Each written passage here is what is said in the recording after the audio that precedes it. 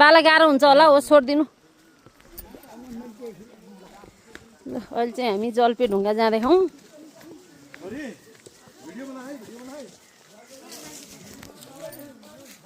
पछाडिबाट भएँ म अब अगाडिबाट बनाऊ छोरी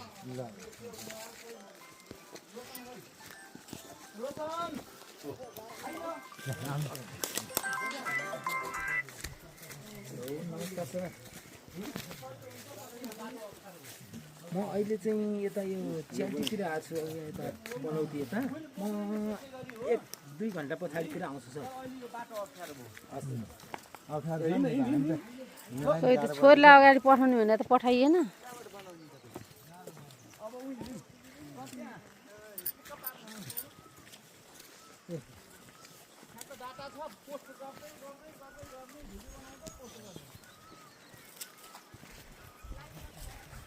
टाटा भए त लाइभ बस्यो भने हुन्थ्यो त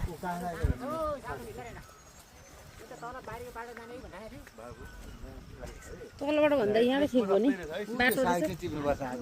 सिस्नु टिप्छु म अहिले आएर सिस्नु टिप्छु म चाहिँ साइड लाउँछु ल